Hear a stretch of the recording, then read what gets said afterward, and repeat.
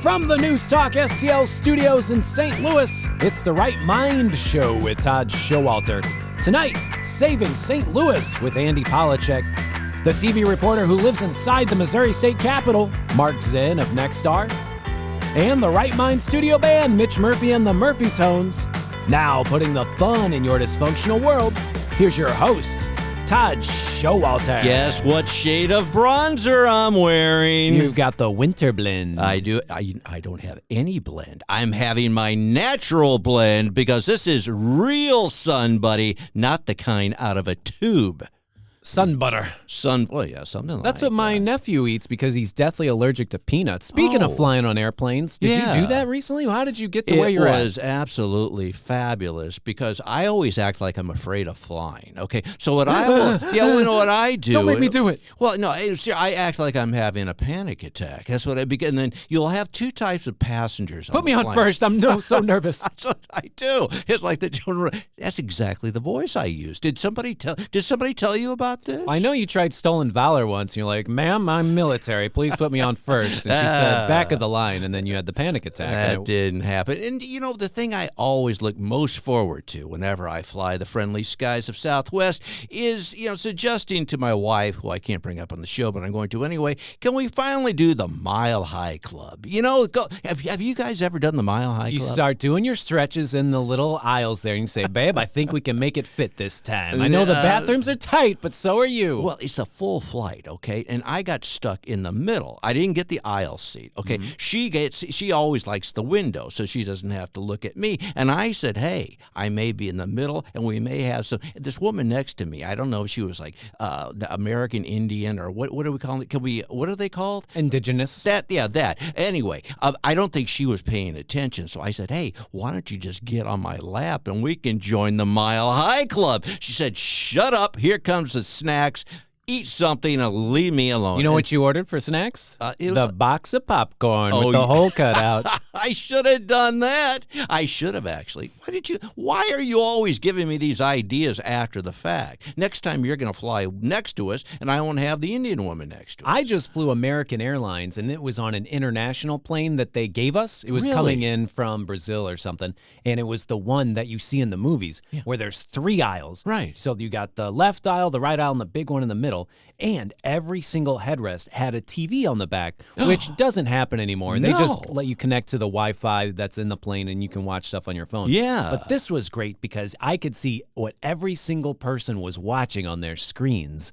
And there was some perverts out there just flying their freak flags during the American Airlines flight. So they're watching porn? Were they doing like the Mile High Club by themselves? There's kids that are watching Bluey and Dora the Explorer, and this guy, he's watching a Nora or something. He's watching prostitutes run through New York, and I like that. Oh, that's now, good. If you're sitting directly next to someone, they've got this weird sort of screen protector that blurs it, so if the person sitting next to you looks over at your screen, you can't see it. But the person in the row behind you can 100% see what you're getting your freak on to. Oh, do you have to pay for these? Are these like free? That's included. Yeah, they have music and podcasts and audiobooks and Mel Robbins telling you don't jump out of the plane. Mel Robbins. That's when I want a parachute. If I heard Mel Robbins like on the plane, even or live or even just like on a television, I'd be looking for the next parachute out of there. Well, let them. Just let them jump off the airplane. Let them jump off. But they also have movies and TV shows. And I love that, just built into the back of the headrest.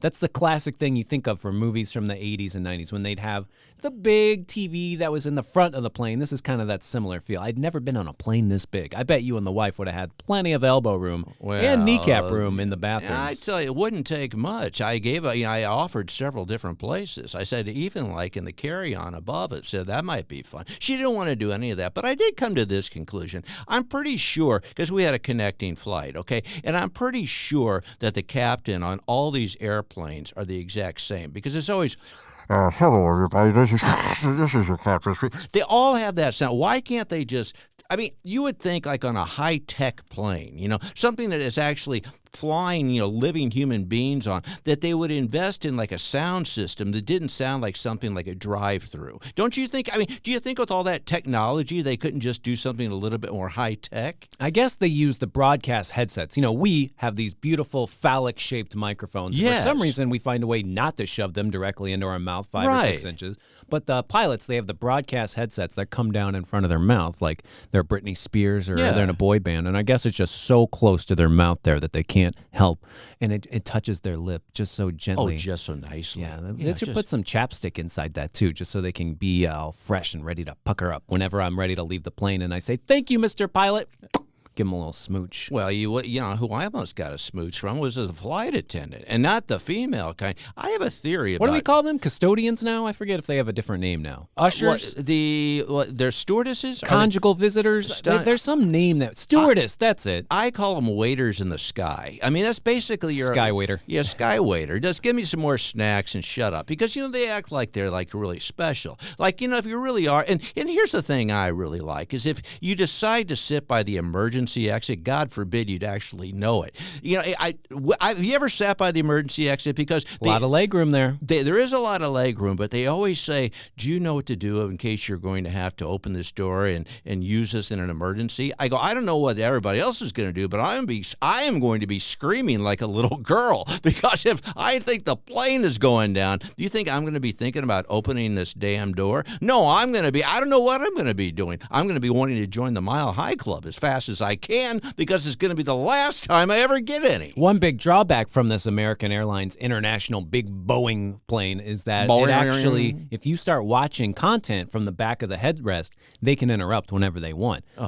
They don't say, please pay attention to us doing the little seatbelt thing at the front. It actually pops into your screen and cuts off whatever movie that you're watching and takes over your headphones. Anytime the pilot wants to talk too, it'll just cut in and interrupt anything that you're doing. What an a-hole. I know. What a turd burglar. That's absolutely a turd burglar. Something I wonder is, why are we always going to Florida? It's like the only state I go to. I saw this Hitchcock movie, To Catch a Thief, and he went to the French Riviera. And I said, I'd love to do that one day. I even asked ChatGPT, Microsoft Copilot, to plan my entire vacation to the French Riviera. Really? You know where I just got back from? Florida. Right. It's just so easy to get there. I am so impatient. I don't want to plan how to walk and talk with French people. I want someone to tell me when to get on and off a boat if I'm taking the cruise out of Florida. I'm pretty sure the French Riviera doesn't have a bunch of old people that eat dinner at 4 o'clock. Okay, I bet you the French Riviera is probably a little bit more upscale. I mean, if you're in Florida, you're eating like a Grand Slam breakfast at Denny's at 4 o'clock, and then you're going to bed after Matlock. You know what I mean? That is like the whole Florida vibe. They don't have that at the French Riviera. Snails? Yeah, You brought me snails? Escargot, what? I don't think so. I need a smoke and a pancake. But even though we're further south this year, that doesn't mean the elderly haven't migrated down here also. Because, in Panama Beach, where we usually stay, we decided to try something new to try to get away from the geriatric people. But I think they followed us down here because all we see is a bunch of old skin hanging off of things that shouldn't be there. Skin hangers. Skin That's hangers. The new gang we need to be careful of. Nice breasts. Domestic terrorists with their skin hangs. That's what it is. That's what it is. Tag, you're it. And then the worse their bodies are, the least amount of clothing they decide to wear. Now, I would be really covering a lot of this stuff up. But no, I think they're dang proud of it. And Mardi Gras is happening now, too. I imagine if you were a dermatologist and you walked down to Boca Raton and you announced that, they'd be flashing you like crazy. Like, look at these. Well, does this mole look correct to you? Well, even mammograms down here, too, because also, I think the men down here need mammograms. Most of the men down here have larger breasts than the women, and they're hanging just as low. It's not a good I rank sight. them. You, sir, you get an A, you get a B, you got a C cup over here. What am I going to bring you back? Anything you want from down in this place aside from a bra for a man that's 90 years old? You gave me a bucket of shells last time, and I think what know. you need to do is bring me back a bucket of water. If you A could bucket pack of that in your water. carry-on, 3.5 ounces at a time. And That's the other thing. The old TSA thing that they make you walk through.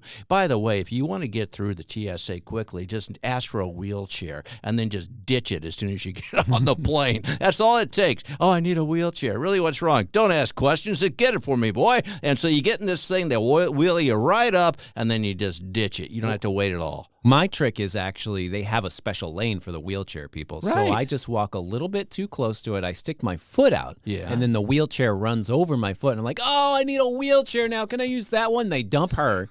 They dump the granny. They give it to me. And then I'm through TSA just as quick. Well, you just got back from the old TSA. Did they make you do that thing in the the security thing where they don't pat you down anymore? They have this thing that scans around you. Mm-hmm. You know, it's like a booth. It's like a telephone booth that they have those anymore. And you have to put your hands up and it zips around you like an MRI machine. You know what I'm talking about? It's going to be hard for you because what happens is 99% of the time, not that you're old, but old people go down to Florida, they play pickleball, they tear their cuffs. There's rotator cuffs, there's ACLs, there's the pitcher's elbow. You get the pickleball disease, and then when you come back, they put you in that little scanner booth, and you have to have your hands above your head at the exact perfect angle. They tell you to put your hands above your head, and if you are off even a little bit, the guy yells at you and then beats you with his wand. Oh, wow. So you're trying to put your hand up, but your arm is in a sling, and he starts yelling at you like, oh, the x-ray machine can't look at you unless it's at an exact 45-degree angle over your head. Plenty of time I get a little lazy, and I've got my thumbs next to my ears. And he's like, no, sir, please. It needs to be 2 inches higher or this won't work. Like, all right, how much did this machine cost? Yeah, like $1 billion gazillion. $1 gazillion, and it can't tell if I'm a bomber if I have a piece of paper in my pocket, which happens to be the luggage receipt. When you lose my luggage in a few hours, that's the only thing I had in my pocket. He's like, yeah, you screwed up the whole machine. Did I tell you they made me take out my credit cards? I'm not making this up. They made me take out my credit. Not that I have a lot of them. And I'm like, what is this all about? They say you could have a blade. One of these could be sharpened like a. I'm like, what do I look like? Do I look like a terrorist? They say, no, you look like an old guy with a mullet. And so they literally looked at my credit cards to see if I was going to. I go, the only thing that's ever hurt is my wallet, my wife using my credit cards. But can you imagine, like, try using your Visa card to, slice somebody with a box opener? I've never heard of this before. Have you? Why are they not taking this to the next degree? Like, those ribs you've got there, too sharp. You could break off that floating rib and stab someone in the eye with it. You're going to have to leave your bones at home. I'm sorry. No bones allowed through the TSA. Speaking of bones, did I tell you I tried the Mile High Club and it didn't work? I mean, I wasn't allowed to do it. No, she just kept looking out the window all the way down Georgia the whole way. I think she saw every cloud on the way down to Florida, and I just sat next to a sleeping Indian woman thinking about having, not with her, of course, but doing the Mile High Club. Your wife would rather fall asleep with her head banging up against the window as they hit turbulence than give you a little affection under the blanket. Yeah, I know, and that's how it was. In the meantime, guess what?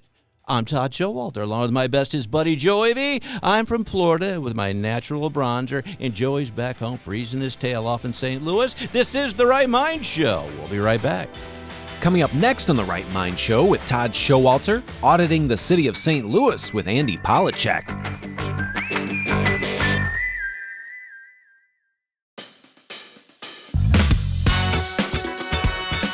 Welcome back to The Right Mind Show with Todd Showalter on News Talk STL. And now a man who always pees in the hotel pool when visiting Clearwater, Florida, Todd Showalter.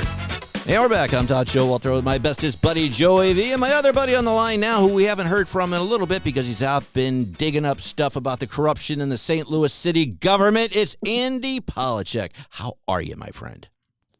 I'm good, and I have an update fresh from yesterday in the state capitol, actually. Okay, that's great, because you said yesterday you wanted to mention that you actually met with the state auditor. Do I have that right?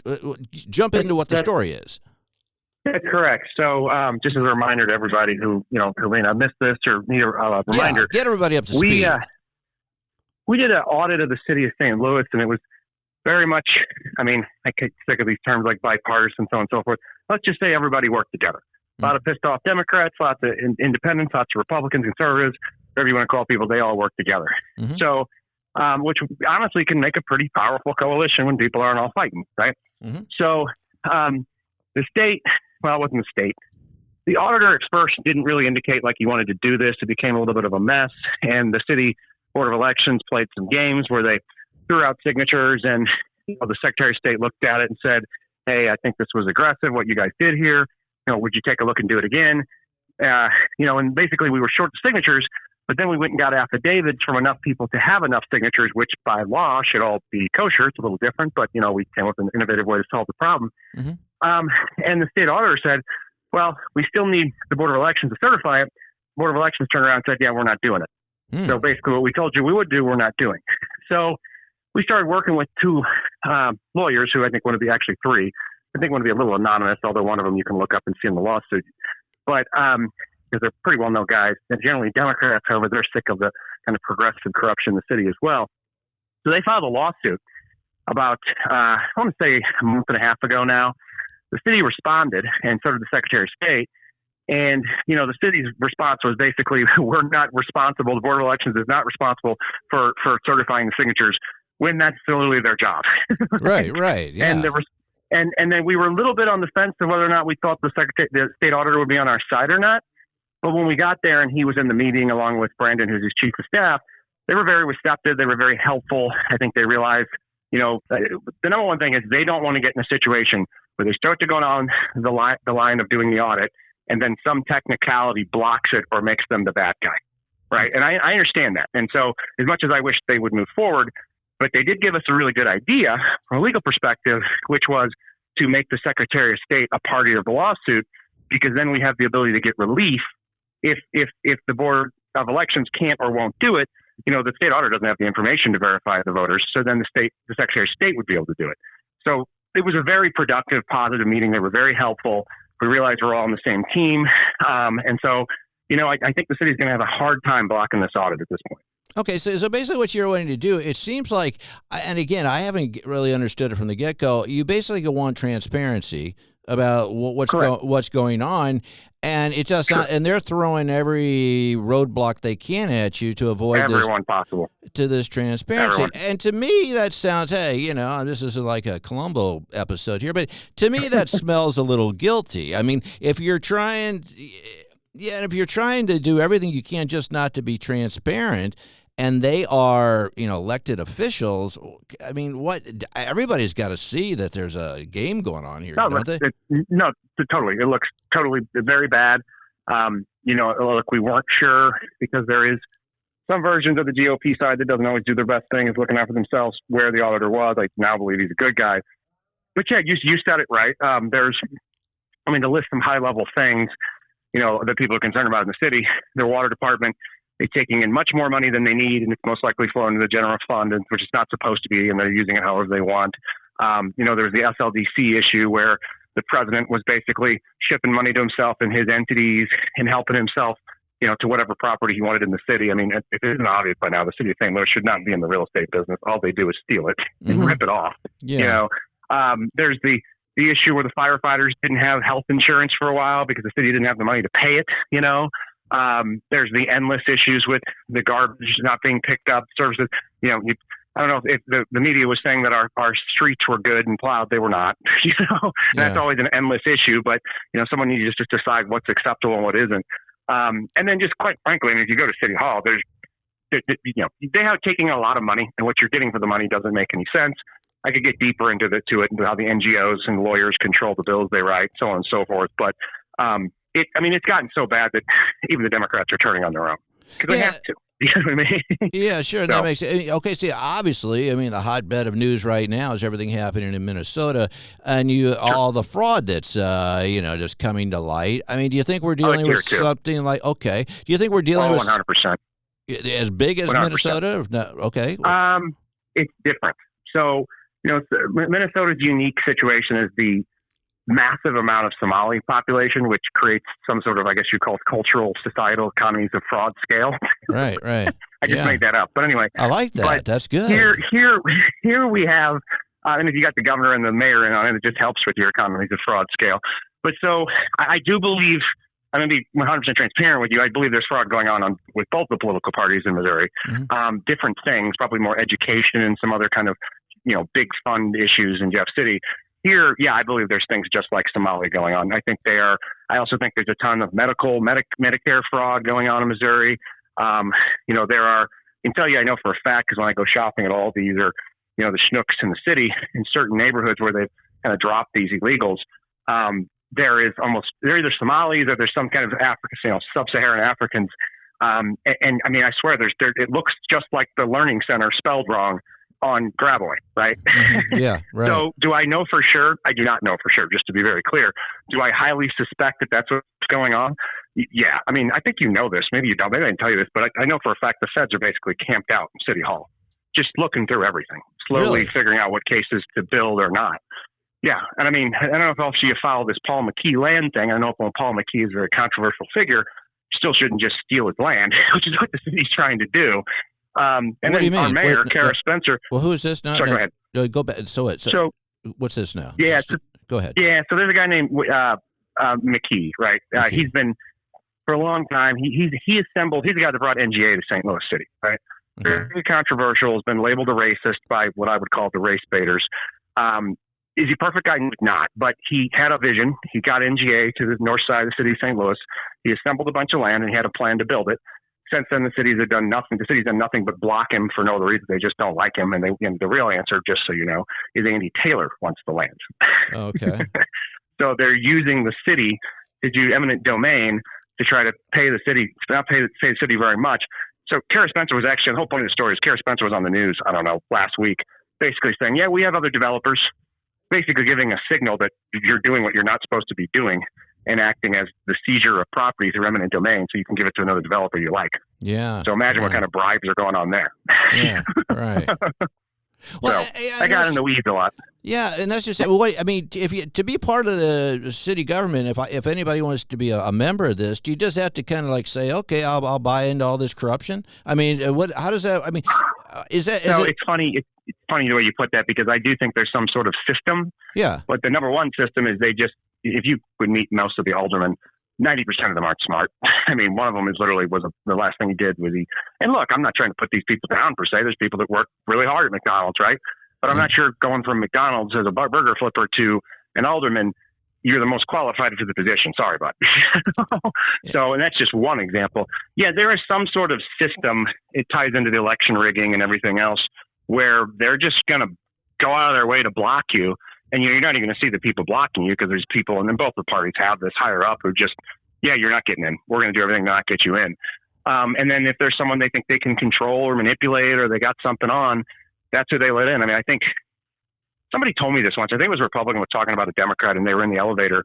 And it was basically the black lady admitted, yeah, what my party does is look for poor people who don't know much and use them as pawns as politicians. That's just it. I've got a theory on that. I mean, it goes back to bumbling Joe Biden. I think the same thing. Yep. I think you don't want. I mean, some of these political people, the powers that be that are pulling the strings, you don't want somebody with a brain because they're going to say, "Wait a minute, this doesn't sound right." You want somebody dense enough just to say, "I'll go along with it," And if you're going to pay them with like some money or something like that, all the better. So you really don't want, if you're going to control your pawns, you don't want somebody that can think. And so do not. Yeah, and so that makes a lot of sense. My question is, gets back to why Trump is so awesome because nobody can control him. Exactly. Well, exactly right. That's it. And look what's happening, and the world is burning because they can't get him to stop.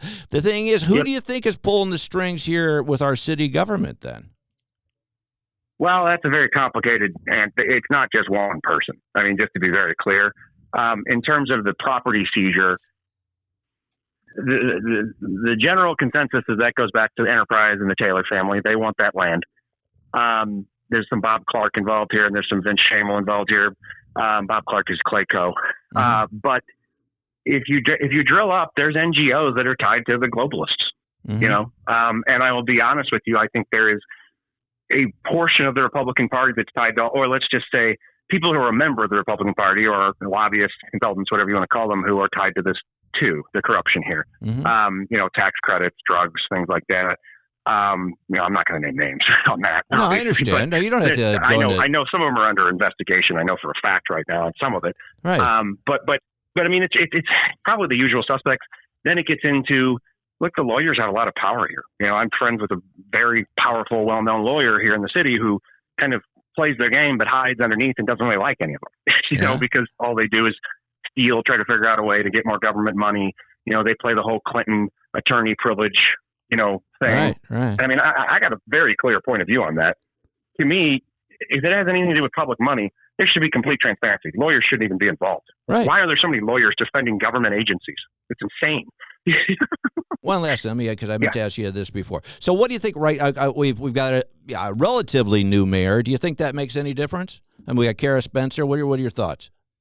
No, I don't. Kara just moved into a new house in Compton Heights, which I'm not necessarily judging her for that, but you always got to wonder how these politicians end up in a nicer house than most of us have when they don't, in theory, make any money or very much money.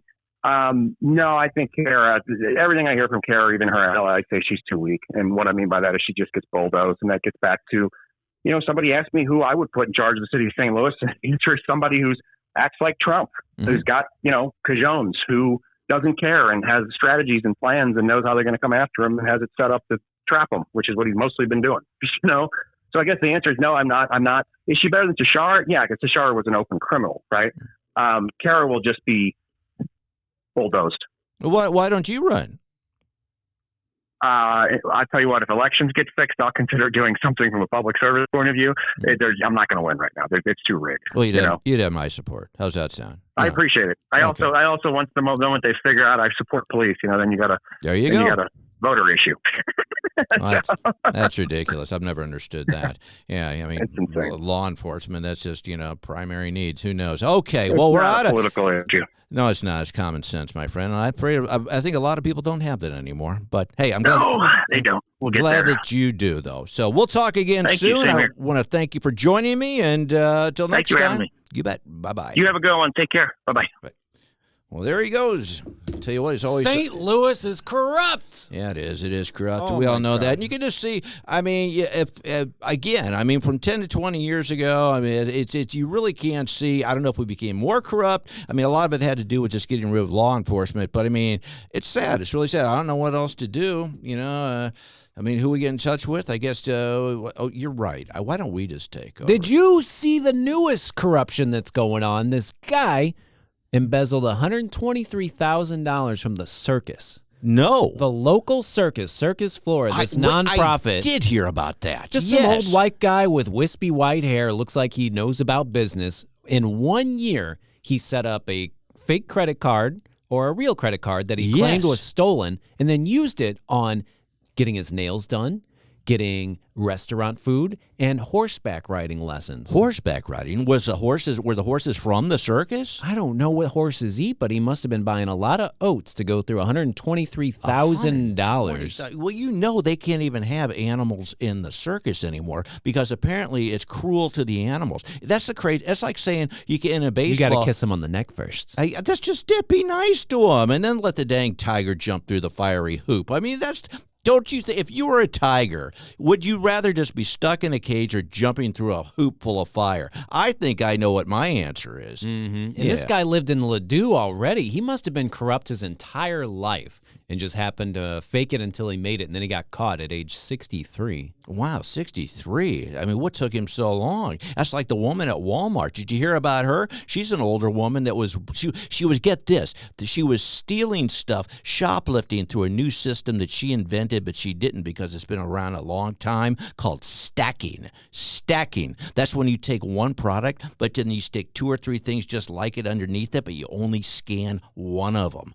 She got busted. Have you ever tried to do that? I've never done that, but I do let half my bananas hang off the side of the scale when I'm at self-checkout. So I save, steal, scam about 63 cents because bananas are dirt cheap. Why are bananas so cheap? They have to have they have to hire a guy to climb up the tree, cut them down, and then they ship them from Venezuela. They have to try not to get blown up by Pete Hegseth, and by the time they get here, it's like 10 cents a banana. You're right. And the thing is, those are so high in potassium. Can you think of any other? What was like corn? Okay, for example, you ever driven by a cornfield? Have you tried to count how many? I run backwards through cornfields all the time. I do too, but I didn't want to talk about that ever since the incident. There's corn got expensive. So now you've got bananas that are cheap and corn that are expensive. And here's the irony of the two. Are you ready for this? Same color. Exactly.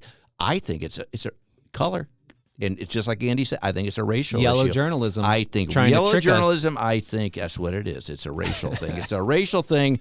They're preferring the bananas. That's exactly what it is. All right. In the meantime, I'm Todd Showalter, along with my bestest buddy, Joey V. This is The Right Mind Show. We'll be right back. Coming up next on The Right Mind Show with Todd Showalter, Mark Zinn, Missouri State Capitol Bureau Chief for all the Nexstar TV stations.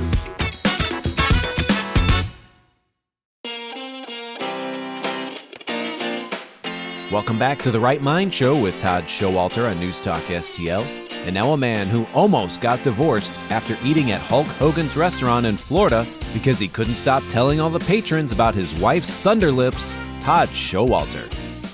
Hey, we're back. I'm Todd Showalter, along with my bestest buddy, Joey V. And on the line now, Joey, as I said just a second ago, he is the Missouri State Capitol Bureau Chief. That's a lot of words, you know? What do you think? He's going through people's drawers in that bureau, yeah. I tell you what, we're going to find out what he's found. Hey, we got Mark Zinn on the line. Mark, how are you, my friend? Hey, Todd, doing well. How are you? I'm doing just fine. So basically, you're the go-to guy for all these stations that are too cheap to get their own reporter, and so they say, Mark is our guy for all this Capitol stuff, right? Yes, that's correct. And it's myself, and then there's another reporter who reports for our competition, so we won't say their names or anything, but it's really us two television people up here full-time at the Capitol. That cover everything for all these different stations. So, I mean, is there any confusion when you do that? I mean, do you have to, switch, use different microphones with different logos?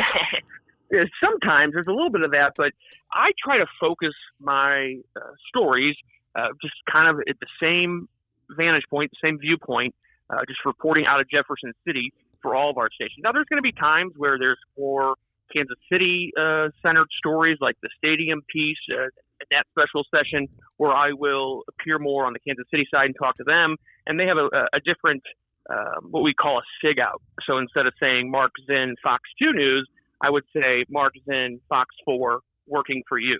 So there's that. Oh, okay. So you go, what if you just came up with your own? This has been Zinn time or something like that. I think you're onto something there. Yeah, I usually just say my name, and I'm in Jefferson City, so that kind of makes it all generic for everyone. Gotcha. Well, what's actually going on? I mean, here we just got out of January, which is always a living hell, but now we're into February. I mean, are things getting exciting? Yeah, there's things are starting to pick up here at the Capitol. In fact, this week, the legislature advanced their first bills of the season out of the session, that is, out of their respective chambers. So in the House, they passed two bills. One was, and this is just on Thursday, one was a pretty non-controversial bill about website litigation, and that one passed unanimously. It was no votes in the opposition. However, the other measure that passed out of the House was the Born Alive Abortion Survivors Protection Act, also a mouthful. That one kind of fell upon party lines. It really just, the Democrats would say that this stuff that's in this bill is already codified in Missouri law, but Republicans, always looking at some of these issues, especially into an election year, trying to further certain parts of their agenda. Gotcha. Well, what do you got? I mean, because do you cover both sides? I mean, the Republicans and the Democrats? Oh, I mean, yeah. okay, Oh, yeah. So you're kind of the inside guy. I mean, you can be objective about this whole thing. So what's your take on everybody as a whole? Are they all pretty much the same and just with different labels? Or is there really a big difference between the two parties at this point? I got here, my first year was last year here, and things were, right when I got here in February, about a year ago, things were moving fast. I mean, on both sides, in both chambers, and I was like, wow, this is impressive. Like, it hasn't always been like this, especially on the Senate side. There had been a lot of infighting, especially with Republicans, and that just stalled a whole bunch of legislation through, I would say, almost a decade on just Republican v. Republican on the Senate side. Now, it's interesting to note that really has changed, not only in the last year. They had some issues with the filibuster toward the end of last session. I said I mean Democrats. But the Republicans even today had a press conference, the Republicans in the Senate, just to talk about how they're planning on being just as effective this year as they were last year. Okay, all right. So I guess that's a good thing. I mean, because you would think you got a bunch of squabbling kids and nothing getting done. I mean, it's got, you don't know. I mean, because everybody says how busy they are and everything, but if you're just busy doing, knucklehead work, it doesn't really matter, does it? I mean, do you have high hopes for this session? Do you think things are really going to, I don't know, from what you've seen so far, do things look like they're pretty productive? I would say yes. So the first 2 weeks in the Senate, there was some issues with Democrats and Republicans, and there was a filibuster in place that was blocking the governor's appointments. But they worked out a deal here in the last week or so, and the filibuster has stopped, and now legislation is starting to move through. It is a little slower on the Senate side. I guess it tends to be slower on the Senate side.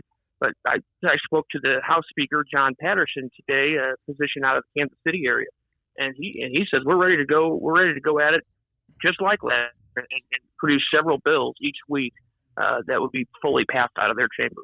Okay, all right. Well, we don't talk to Keogh, the governor, very often here. Actually, Joey, we don't really talk to him at all, do we? Mike Keogh, but Dave Wassinger, he's a close friend of the show, and I don't know if you're friends with him or not, but he'll tell you straight out that we're the reason that he got elected. And the thing, I mean, is he doing okay? I mean, because we try to keep it. We want to make sure that everything that we endorse on our show, we want to make sure it's a successful product. And we told Dave, we said, look, you got to have your results, right? You got to track the results. Yeah, that's right. So, what's your take on Dave? Is he doing all right? I will say this about Lieutenant Governor Wassinger. Usually, that role, that post, is pretty quiet. Mm-hmm. I mean, you have a staff of 2 or 3 people, maybe, or 4. Yeah. And you just preside over the Senate, even though you don't have to be there all the time. So there's really not a lot of power with Lieutenant Governor. There's the other statewide offices, from treasurer to state auditor, attorney general, secretary of state. They have a bigger staff and they have a larger defined mission. Right. But with that being said, it would be. I will say that he's definitely made himself known in this past year, mm-hmm. and he is bringing to the front certain things that he wants to see reformed. Because, as I mentioned earlier, the Senate kind of moves pretty slowly, and even if you just go to a Senate hearing or a Senate watching them in session, you can kind of get a sense of that. And so I don't know how much he can do, but he's definitely making a name for himself as somebody who wants to reform the status quo, especially in the Senate. Yeah, well, that was kind of, and Joey, you can pretty much attest to this, Kevin. That was kind of one of the things we said, look, if you're going to do this, we really want you to be, out there and really let people know you're in the room. So you're saying he's actually coming through on that then? Yeah. Oh, he's very, very present. He shows up. It kind of reminds me a little bit of Peter Kinder. Yeah. Because Peter Kinder, was the same way. I mean, I'd like to remind you guys, I think it was 2012, the election of 2012 in Missouri. Right. And all the statewide elected officials that were up for election, all the Democrats won those seats except for Lieutenant Governor Kinder. He was the only Republican to win in 2012. And that's because he showed up. He would show up in places that normally Republicans wouldn't show up. Right. And he would listen and kind of put on that display. And it kind of made himself and made his lieutenant governorship, something like that, where he went around and kind of had a listening tour. So. He's definitely making himself known here in his first year. That's good. Now we knew he would, and we love the guy so much, and he's on it. We talk to him all the time. We support him, and again, I mean, Joey, do you think we're going too far out on the line if we'd say that he's the reason that he's the lieutenant governor? There's something I don't like about Dave Wassinger, and that's that he wants more clarity and openness with video. He wants more video involved with these hearings. Right. Yeah. And as an ugly person myself, I'm not You're a fan. not ugly. Don't be that way. Our radio now, show Joey's will starting forever again here, refuse Mark. to be video. Joe, you're not ugly. He's not ugly. Can we all what? Todd's own son says our show should be on YouTube, and I tell him, no, thank you. Yeah. We're too ugly for that. You don't want to join the ranks of television people, though. That's what I'm saying. Well, I kind of do, but I don't know. Speak for yourself. I don't know. I'll leave it to you, Mark. Good looking, guys. Well, we're not done with Mark yet, though, because I want to get on to the most important question. And this also ties into Dave Wassinger. He may not have brought this up yet, but have you heard about what we fondly call the bust bill? I mean, the bust bill. I don't know if you've seen it. That's come to the Senate floor yet. Dave probably would have let you know, but we want our own bust in the Capitol. Okay, and you said we already have one. Who was it? Porter Wagner, very famous Missouri country singer, did a duet with Dolly Parton. Oh, Dolly Parton. Those two little what? She distracts me sometimes with the outfits that she wears. Dolly Parton did a duet with Porter Wagner, and there is a bust up in the Missouri State Capitol that looks identical to Todd Showalter. It's so not just Dolly. swap out the name there. Just make sure it says Porter Wagner. That's interesting. Yeah, swap it out with Todd Showalter. Yeah, that's what Joey says. But he wants his own. Joey wants his own bust, even though he doesn't want to be on television because he doesn't. He's self-conscious about his looks. But our whole we think both of us should have a bust, not Dolly Parton's bust because that would be a little weird. But I mean, he wants his own bust.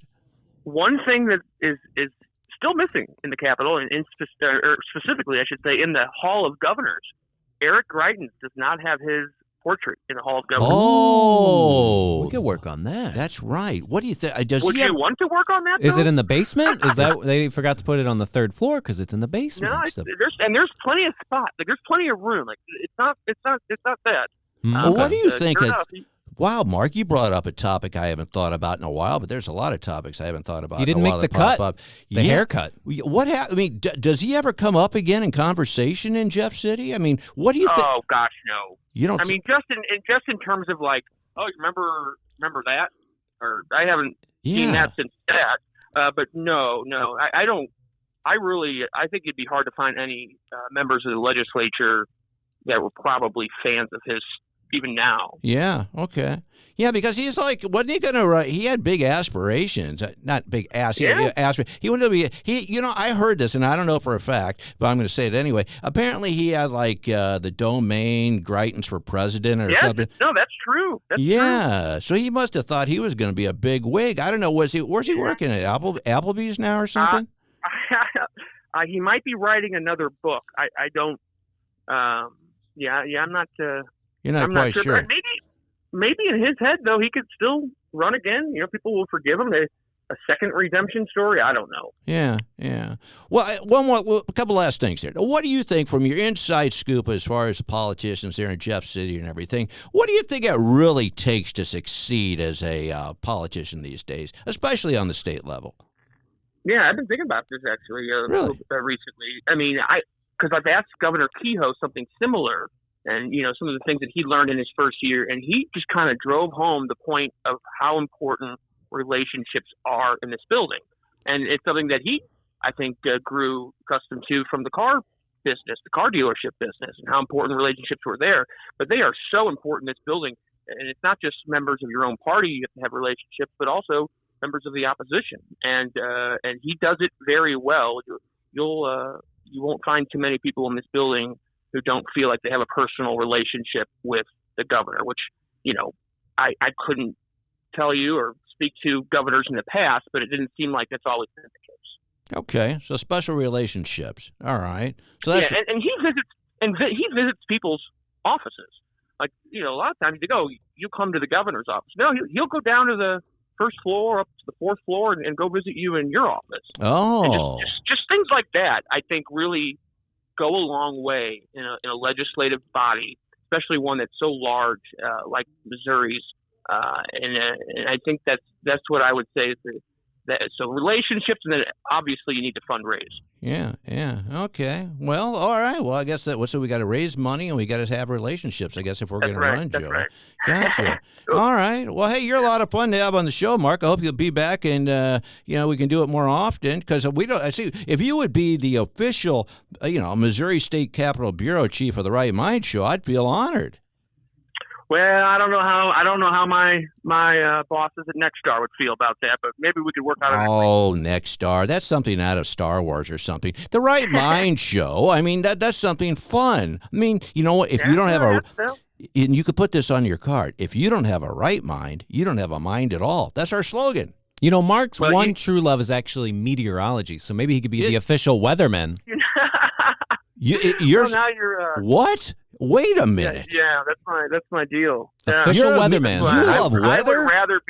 I'd rather be standing out in a hailstorm or something, or a hurricane. Well, my son does that. He's a reporter down in Cape Girardeau, and they made him stand out in that. Yeah, well, they made him stand out in the snow. I said, whatever you do, don't let him put you out in the snow. And I'll be darned, he was out in the snow. Oh, no. So that's what you want to do? You want to do that? I've done it. I've done it. I actually was just doing it the last weekend in Rolla during the snowstorm. I volunteered to stand out in the snow. Why? Out in the Well, I mean, weather is very important to me. The atmosphere is very important to me, and weather events are very significant. And I think in local media, television especially,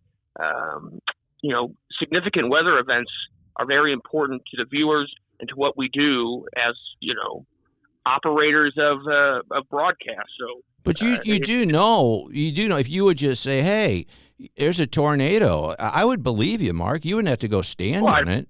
I mean, and I think that part of it makes, that puts a lot of pressure. You have that pressure on yourself as a forecaster or as a meteorologist to be careful with your words, be careful what you do say and what you don't say, because, you don't want to give off the wrong impression or anything like that in a critical event. And so I think that there's a pretty much across the board feeling in meteorology that we want to be, accurate. We don't want to have any information out there where people are speculating that they don't need to be, and try to be succinct and accurate in everything we do. Well, now are you put that on a bumper sticker? Yeah, seriously, you have a lot of big stuff here to put on your cards. What now? Are you actually a meteorologist? Yeah, a Get broadcast out of here. A broadcast meteorologist. Well, you should have just led with that. I could have talked to you about the Alberta Clipper.